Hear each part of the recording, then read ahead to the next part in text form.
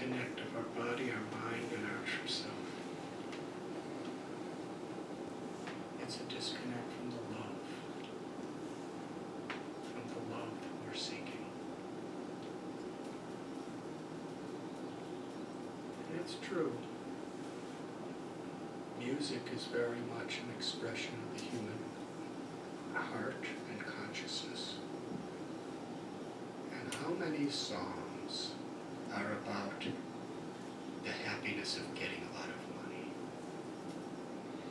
And how many songs are about the happiness of getting a lot of power and prestige?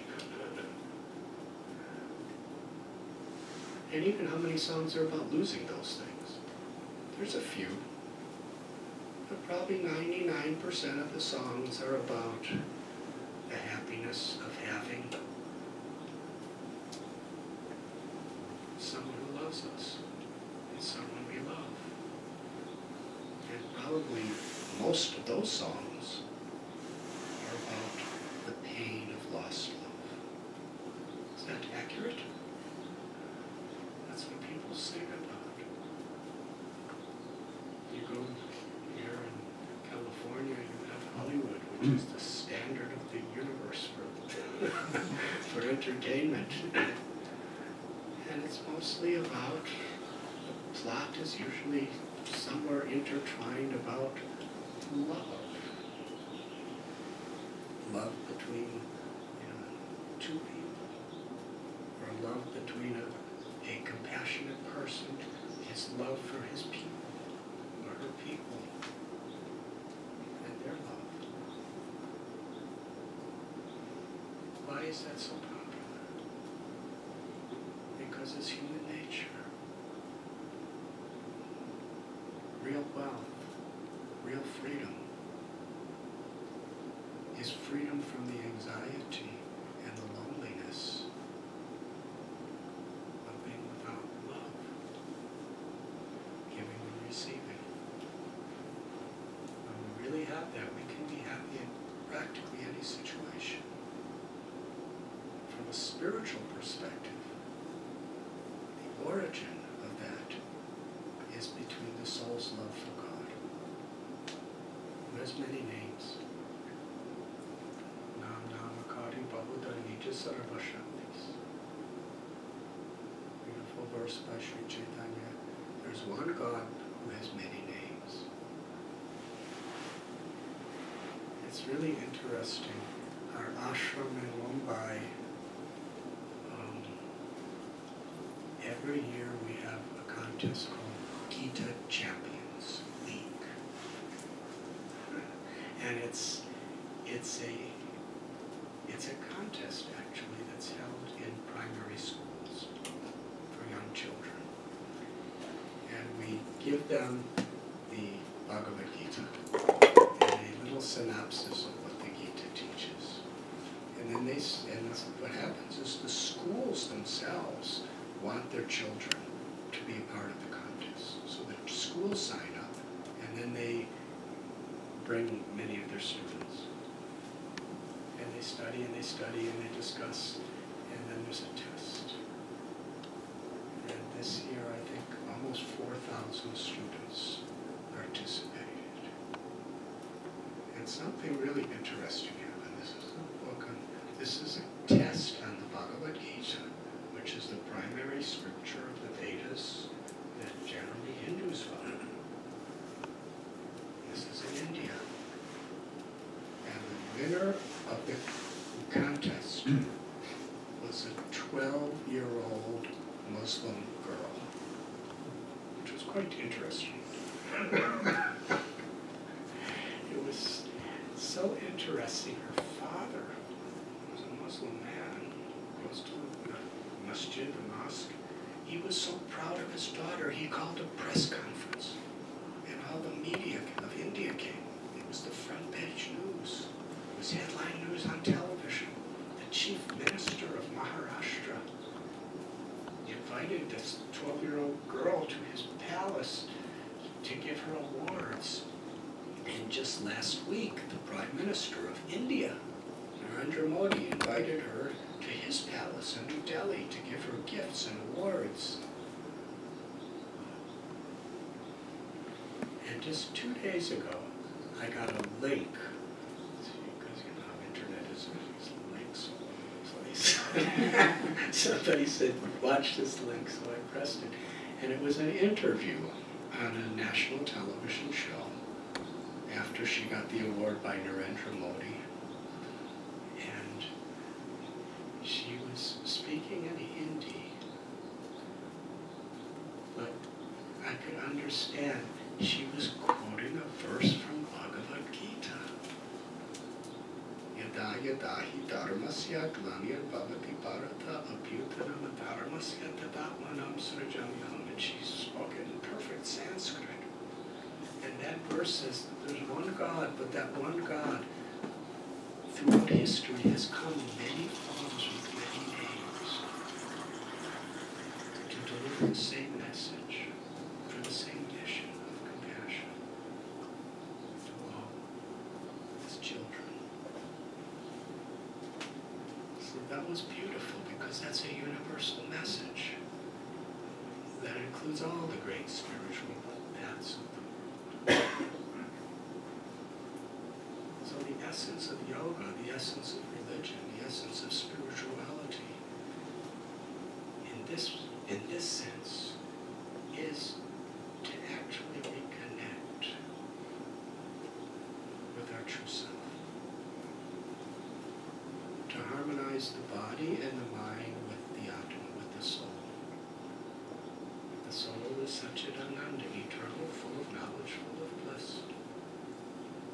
But then when we make that connection, we naturally realize the relationship or the connection between the soul and God. And what is that connection? Right? Or bhakti. Love.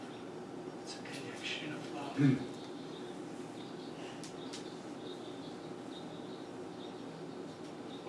That I was very good friends with.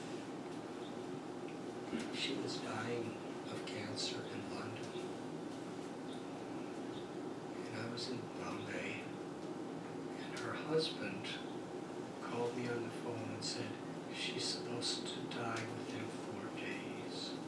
She really wants to see you before she dies.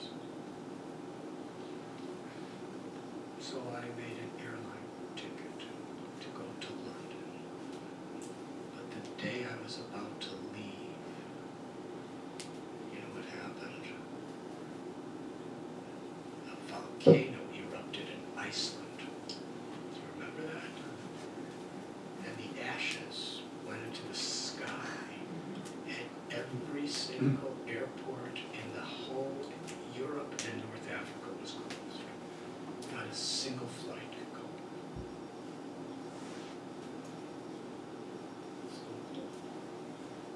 Couldn't go and to hitchhike back like I did before. It took 6 months between India and it's hard these days. And boats take about 3 weeks. So I felt really helpless. And day after day, all the airports were still closed. And one evening I was just about to go to sleep. Straw mat I stay on, and the person came to my room and said, I heard you want to go to London. I said, yes. He said, well, I'll try to get you there. And I said, how? He said, come with me. I said, where?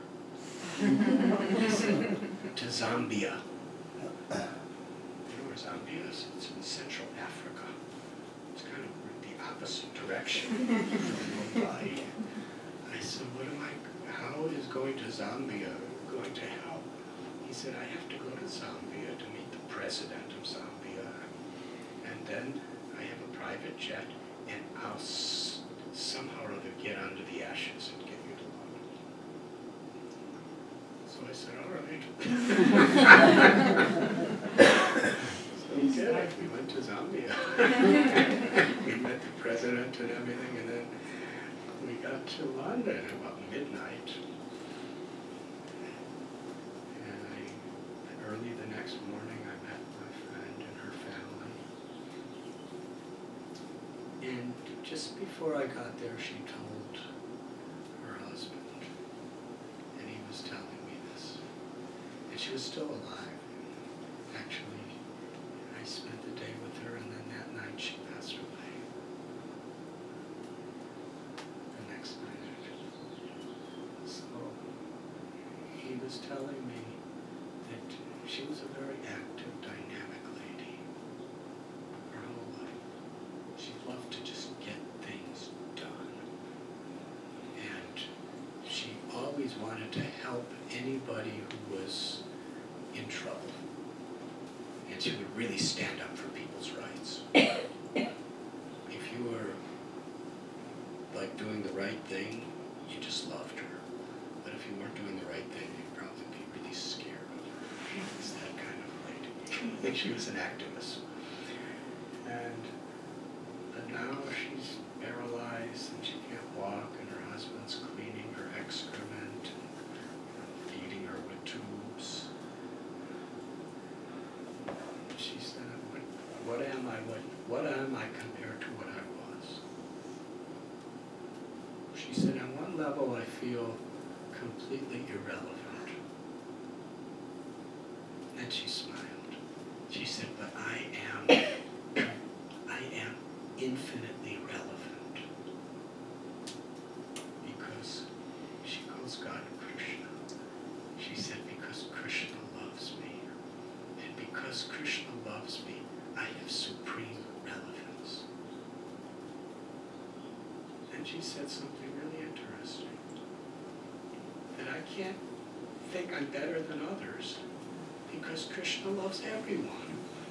So everyone has supreme relevance. And she said, nothing can take that love away from me. Not even death. Because Krishna loves our souls. And when that love touches us, our love awakens. There's a beautiful poem that there's a blue lotus that only blossoms when it's touched by the rays of the full moon at night.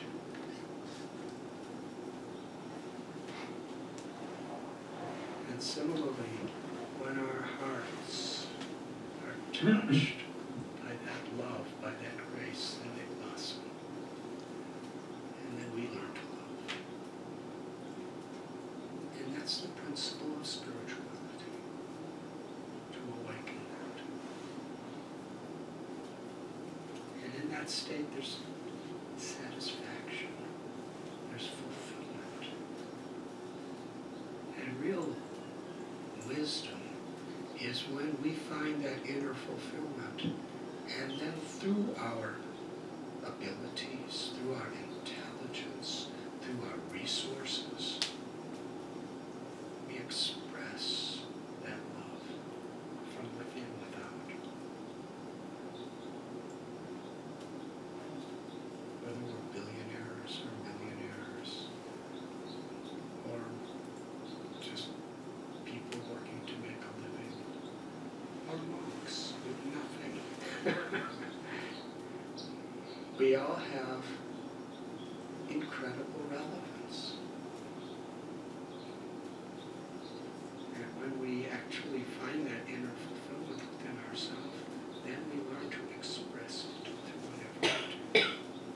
And how is that love expressed? Through compassion. That's the greatest need in the world. Compassion. Yes, there's drought, and yes, there's earthquakes, and there's so many difficulties that people have to deal with. But if we connect to that love, and we learn the greatest treasure that we have is to be an instrument of compassion. So many of the problems of the world can be overcome. recently there was this earthquake in Nepal. In our Bhaktivedanta hospital in Mumbai, they sent out a group of doctors and volunteers to help. And what they found was very interesting. There were thousands of people whose houses were completely destroyed, living in tents. And not a single one of them had insurance for their houses. That means if it's gone, it's gone. And their shops were destroyed. That means they have no means of livelihood. And so many people, their limbs were broken, their arms were broken, their hips were broken from being in a house. Everything caves in, and family members were either injured or killed. It was really very, very traumatic. But what these people needed most, we had our orthopedic surgeons there putting casts on them and putting your bones in place. And what they appreciated the most was spiritual care. Spiritual care is not a sectarian concept. It's a concept that's based on real compassion for people. How to deal with losing everything. How to deal with losing loved ones. How to go on living. How to have hope. How to have faith.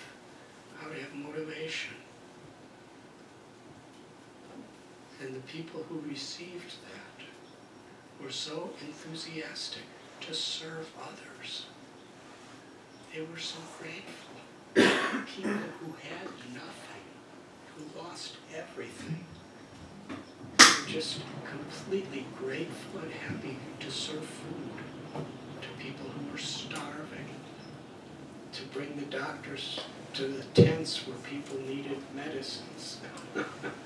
And to also have kirtan, chanting God's names, to inspire people's hearts.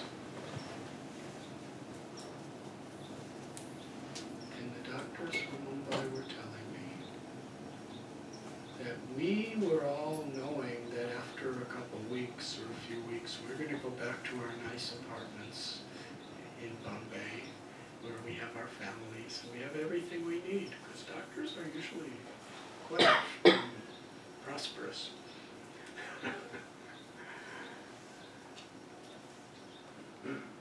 But these people were happier than us. They had nothing, but they were experiencing the joy of serving because they knew how much they were hurting. They knew how much others were hurting, and therefore serving people for them was such a meaningful experience. Compassion.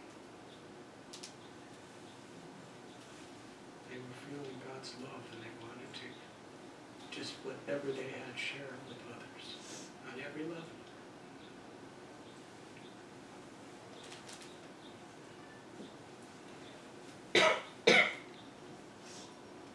So when we don't have that satisfaction internally, then we try to find it outside of ourselves. But things just don't satisfy us. The more you get, the more you need. A few years ago I spoke at the House of Lords in London, and I gave a little talk. One thing I said, they gave me a standing ovation. Now it's interesting, to get a standing ovation in the House of Lords is not an easy thing. But before I tell you what I said, I have to qualify what kind of standing ovation. Are you ready? Have you heard this story before? Then I'll tell it.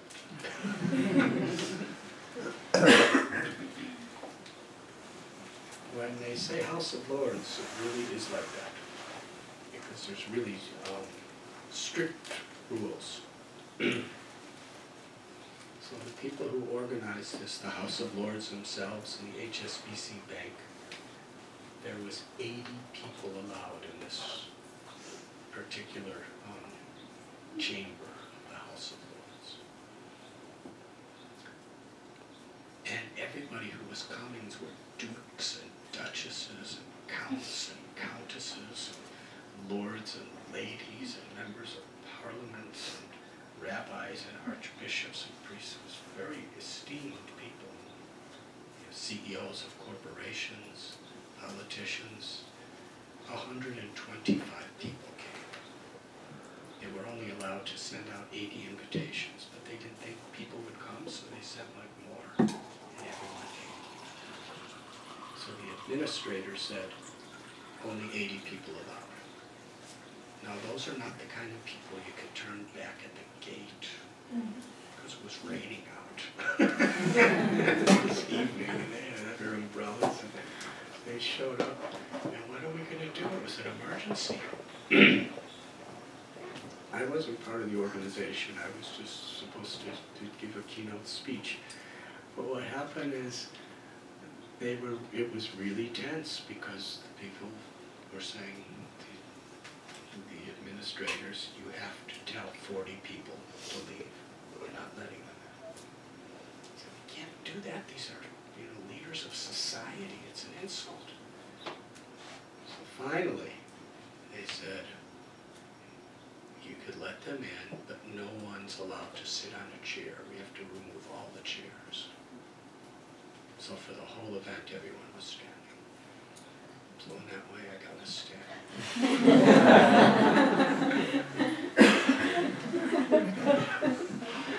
But they did clap. And what I said is, it's a saying, I didn't make it up, that you can tell how rich you are by counting how many things you have that money cannot buy. Money cannot buy peace. Money cannot buy loving relationships. Money cannot buy inner fulfillment. In the history of the universe, it never has been able to do so, and it never will. It can help. I remember I was in Chicago, and I was asked to speak at this corporation, and the CEO flew in a private jet. And to be honest with you, I had to hitchhike there. This was just a few years ago. And hitchhike means I had to ask people for rides. And when I got there, there was the CEO, the COO, the CFO, and the CMO, and me. And the CEO, he heard about what I said at the House of Lords. And he said, it's so true. And he went in a whole list of all the things that money cannot buy. Cannot buy peace, cannot buy good relationships between brothers and sisters and parents and children. It cannot buy, you know, about 5 minutes, he had a list. He's a billionaire. So I'm a little Swami. I said to him, well, I believe what you're saying, but then why do you work so hard for money all the time? And he gave a real good answer. He said, money cannot buy all the good things in life that we really need, but it's nice to have what money can buy. So I said, that's an honest answer. I really appreciate it. So why is there so much pollution in the environment? Why is there so much crime? Why is there so much hatred and religion and among races, among nations? Because there's such a void in people's hearts. When we're not really connected to our own souls, we cannot feel the joy of compassion. We cannot see and experience and know the unity of life. the sacredness of life. Whatever our sex, whatever our nationality, whatever our religion, whatever our social background, whatever our color, whatever our species, when we're connected to ourselves, we can actually understand and appreciate.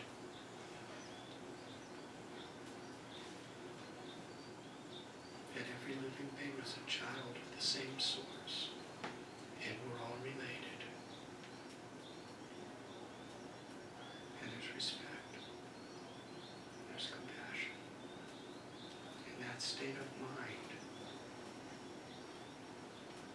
is actual fulfillment. And then we'll see the earth, the environment, as sacred property. And we'll respect. We have no right to exploit. If we exploit Mother Earth, we are causing harm to all living beings who are equally dependent on Mother Earth. Whoever we are, we're breathing the same air. We're depending totally on the same rain.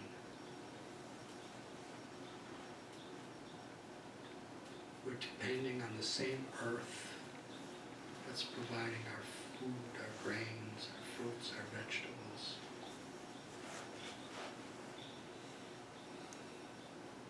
So if we're actually concerned with other living beings, then we have to be concerned with the condition of Mother Earth. And if we understand that she is the divine property of God, all these resources, then naturally, with great conviction, we will live in a way that is as sustainable and honest as possible.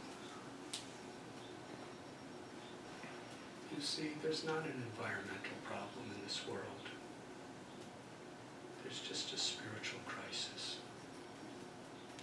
We're disconnected. That's the disease in the blood. And all these things that we're dealing with are just symptoms. And we have to deal with the symptoms. But side by side, it's important that we help to clean the ecology of the heart. So I told all these things to the Union Minister of India's Environment and Forestry, Maneka Gandhi. And she listened. And I said, we should all work together. Politicians, social activists, yogis, swamis, mullahs, priests, nuns, we should all work together.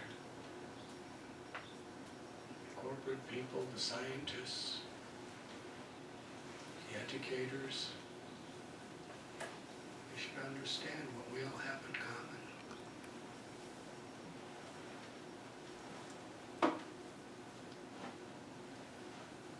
And she said, yes, Swamiji, we should work together. And then she left to board her plane.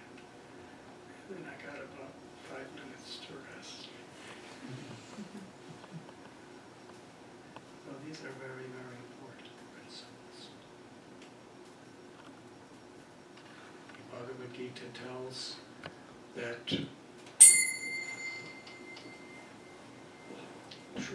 true intelligence is to actually find that sacred place within ourselves, where there's true joy, where there's true meaning, where there's true fulfillment. And then, and simultaneous to that journey home within ourselves, that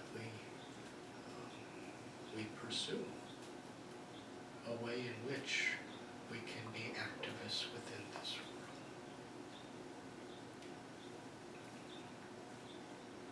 And I have seen some of the most compassionate, loving activists who are software engineers and who are politicians and who are corporate industrial industrialist business people and who are farmers. But they have conscience and they care because they're connected.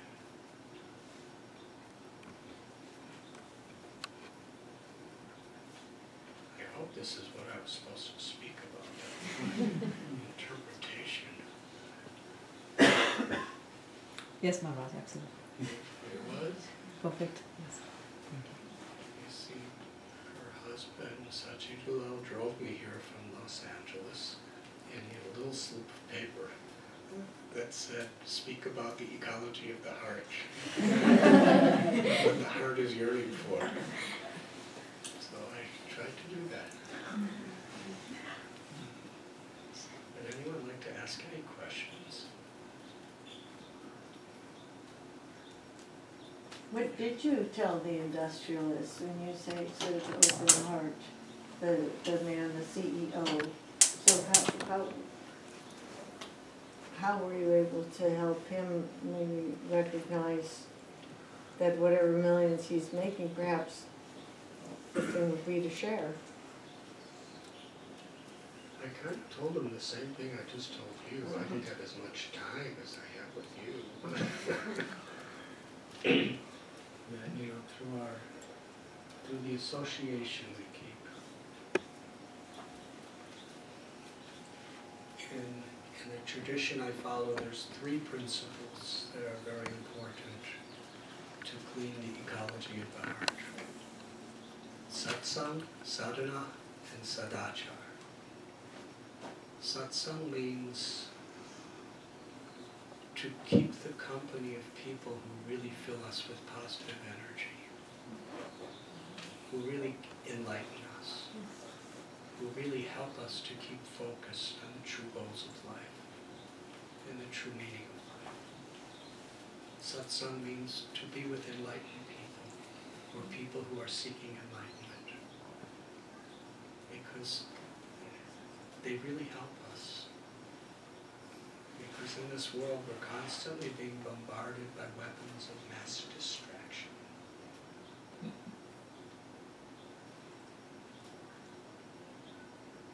Alcoholics Anonymous, Narcotics Anonymous, they have found that when they're really vulnerable to being distracted by these addictions, when they have people who have like minds, who are really trying to help each other to live on a higher principle.